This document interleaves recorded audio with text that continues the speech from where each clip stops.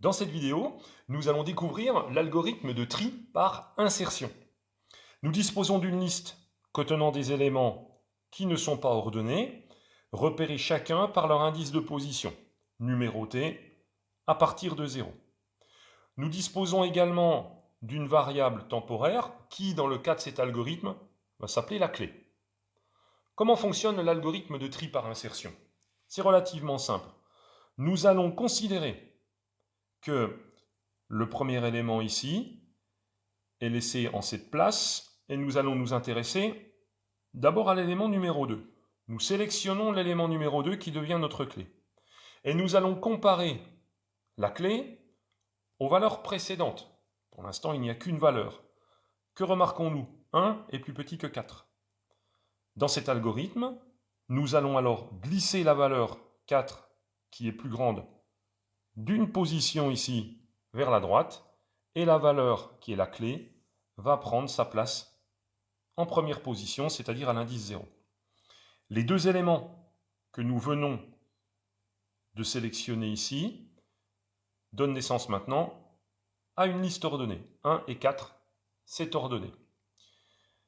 Qu'est-ce que nous allons faire maintenant que 1 et 4 sont ordonnés? Nous sélectionnons l'élément numéro 2 de la liste. Ceci devient notre clé.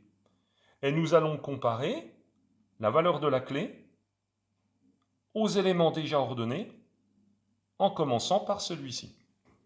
4 est plus grand que 3. Donc, nous faisons glisser la valeur 4 d'une position vers la droite. Mais 3 est plus grand que 1. Donc 1 reste la première valeur de la liste, et la valeur 3, la clé, est copiée ici à l'indice 1. Nous avons donc maintenant 3 éléments qui sont ordonnés. Nous sélectionnons donc la dernière valeur, qui devient notre clé, et nous allons rechercher dans la liste déjà ordonnée la position de la clé. 4 est plus grand que 2. Nous glissons 4 d'une position vers la droite. 2 est encore plus petit que 3. Nous glissons 3 d'une position vers la droite. 2 est plus grand que 1, donc pas de glissement pour la valeur 1. Et comme nous avons atteint l'indice 0, la recherche s'arrête. La clé prend donc sa place ici, à l'indice de position numéro 1.